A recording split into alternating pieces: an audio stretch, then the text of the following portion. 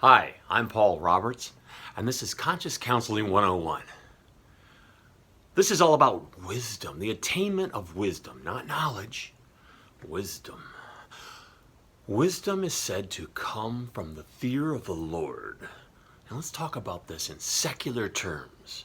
What is the fear of the Lord? The fear of the Lord would be, in secular terms, something beyond me is greater, gave me, and can take me away or cause me pleasure or pain. Now, there's some truth in that. There are things beyond us that are powerful and are greater and can affect us. So we're really not dismissing that yet if we're atheists. I'm concerned about those things, and I put them frontal in my life. Okay? These are some of the first steps towards wisdom. I analyze why these things are as they are. I look to all things. Man's input, the pool of ideas, studies that I can do myself, analyzations about the nature of the beings like myself around me, fathoming and looking into the known universe. There are many things that I can do. But we don't have to go out there and get all New Age thinky. We can talk about practical things every day. This is the week where the impeachment hearings are over, and they're going to start thinking about whether or not we should be drafting articles of impeachment. Now we take something like this that is so perfect. It takes us away from all these other lofty things about wisdom. You think, well, you can't find any wisdom in that. But I'd like to say that you can. And I'm going to make this video about how you can take a practical time period like this, where our nation and world are divided, and talk about where wisdom can come from to sort these things out. What can we do? What is happening in our world? Now, I'm going to use Jesus' teachings. I have to. The reason I have to is because when I first came to see that there was so much more than me, and that I was subservient to it, things I couldn't see, things I couldn't understand, things I could understand, my government, my parents, my peers, I had to make sense of it all. It just so happened that I became an artist. I was an analytical thinker by nature. I used those thoughts during my younger years to create an image that was artistic, to create videos, movie things that were artistic, to convey ideas through visual communications in a way that other people could take them in. Well, now we're in a different place. Now we're in a place where I'm using the skills that I developed to project out there and help people through counseling and guidance and videos like this about wisdom. Where am I getting the wisdom from again? The fear of the Lord, the fear of things greater than myself. The idea that I, in order to make what I'm saying right now, have to be committed to something I don't know, but present it as if it's so important. That's a heavy responsibility. Most people take on responsibilities like that by making them either really lofty and way out, or they can't ever be anchored down or proven by anybody, or making things super concrete, scientific or human studies, analytical things like the impeachment. But they rarely merge very well. Today, I'm going to start out. All right. So we have a person that comes to Jesus, and he says, I would like to sit on your right or left hand. Jesus said, that's not for me to grant. But if you want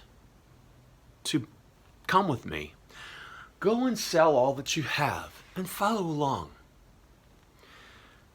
That person went away heavy-hearted and chose not to take Jesus up on that suggestion, invitation.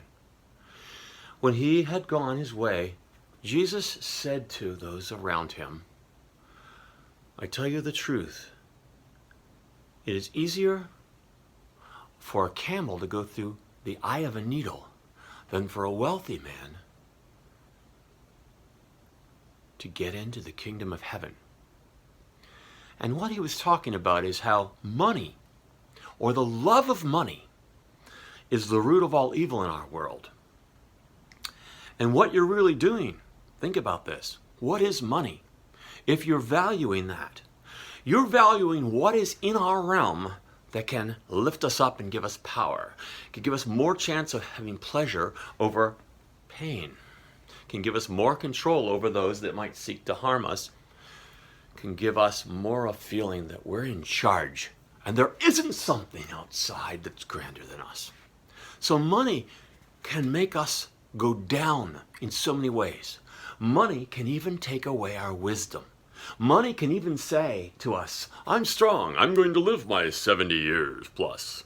I'm going to have health insurance and all the best doctors. And I'm going to do good, splendid living with plenty of pleasure and good perspective views and knowledge and supposed earthly wisdom. But what I've done to gain that is I've blocked the fact there's something greater that I should be focused on. I've blocked the fact that I should be looking for wisdom in places other than just what this human body can have and this limited mind can comprehend. I've blocked all those things. So what I've really done is made myself a fool for loving money. Now, we have a man that's in the presidency right now. I don't believe in judging, so this is a very, very sketchy road that I have to take here to make this video. But I do believe in assessing the fruit on the tree, taking a look at what it is and what it means, and what it can do. Take a look at this picture. What is this? I've already talked about fruit and suggested it might be that. Most of you are going to say it's a fruit. Take a look at the other side of this picture. What's that? Here's what it is. It's a lemon. It came off the tree across the road. We live on a hill and the tree sticks out over the road and all the lemons that fall off roll down the hill and I pick them up. And it's just enough usually to flavor my tea. Well, I'll tell you, this is not a very good specimen of a lemon. But it's still a lemon. When I cut it open, I found there were lots and lots of cavities that shouldn't have been there.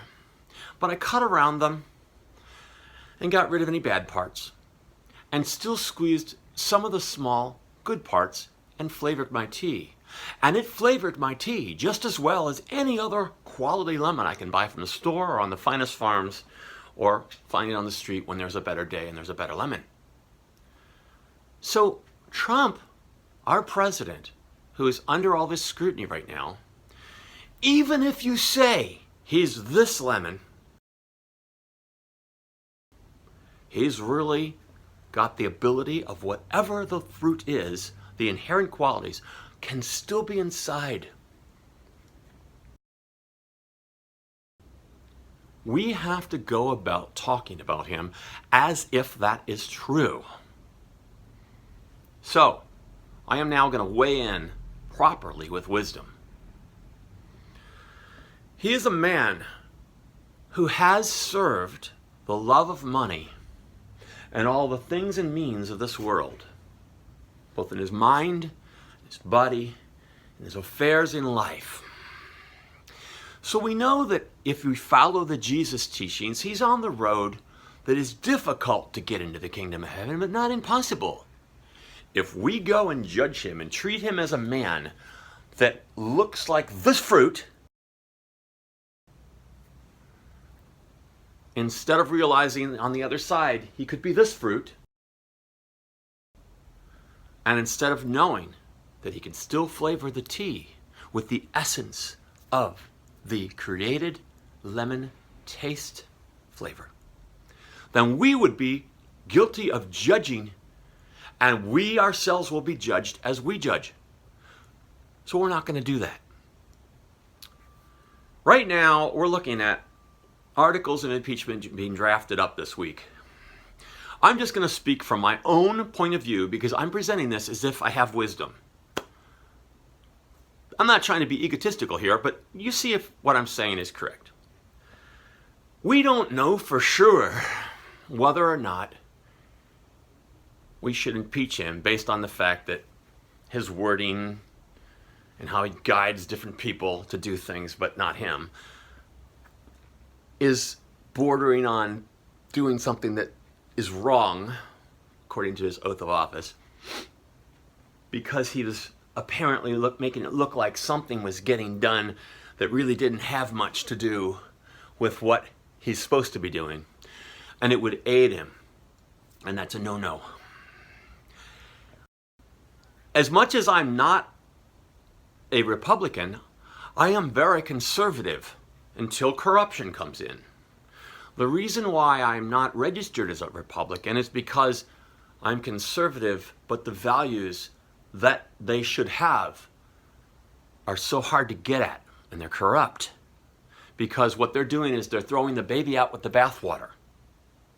They're doing total judgments rather than assessments of the fruit on the tree.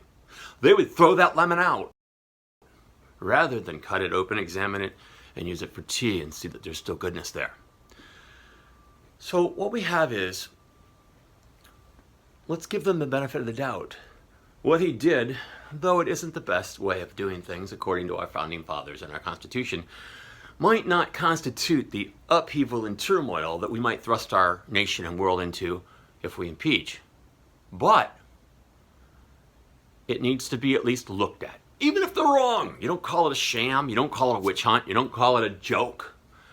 Because they took an oath of office also to do what they're supposed to do in Congress, and they are.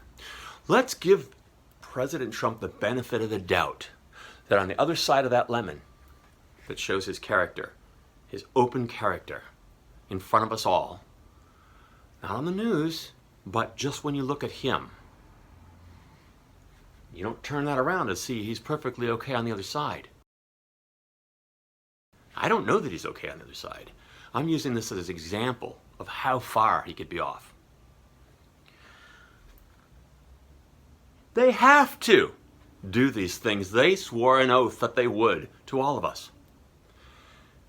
Because he doesn't honor that, and he took his oath, he's not honoring the Constitution, and he's not honoring others that are doing what they must do. Even if they're wrong, they've got to still do it.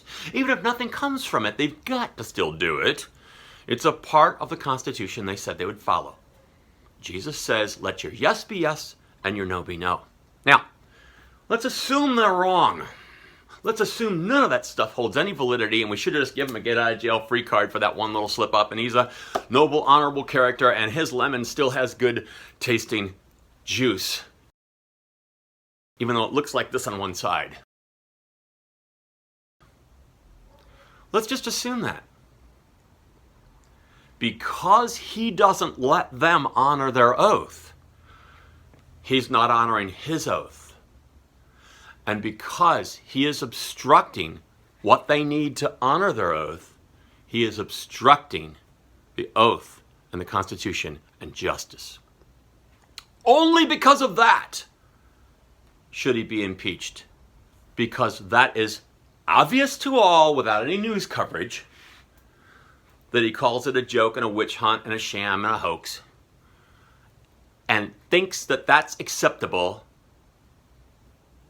to title it as he does and treat it as he does without being held accountable for what he's doing, which is obstructing justice. Now, I came to this conclusion based on things I couldn't have come to without wisdom, practical wisdom. Now, I could spend the rest of my life, and I probably will, talking about all the other types of wisdom and applications of it.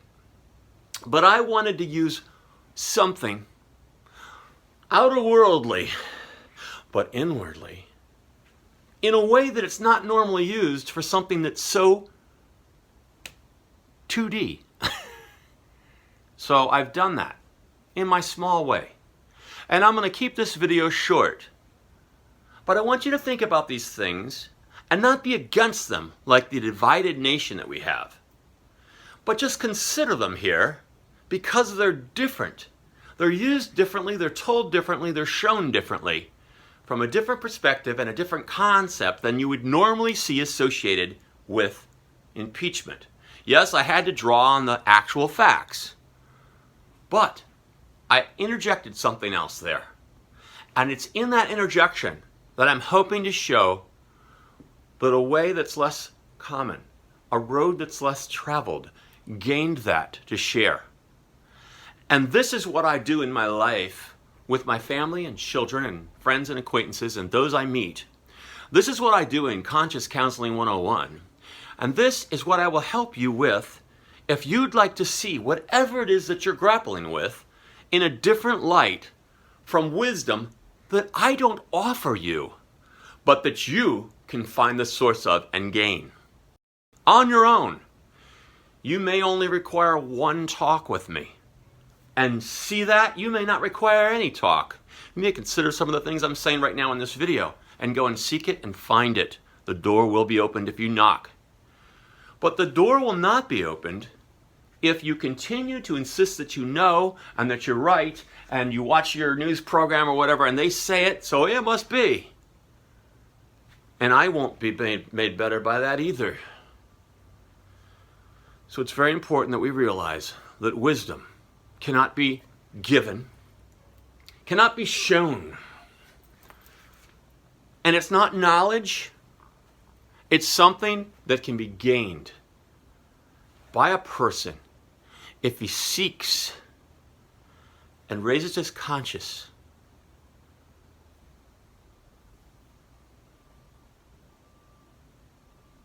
That's the road to wisdom. I hope you don't hold it against me that I took this one little scenario to use as an example today. Another video may use another example, but that's just what this is for today, for this example, because of this week and me finding this lemon. I'm Paul Roberts, and this is Conscious Counseling 101.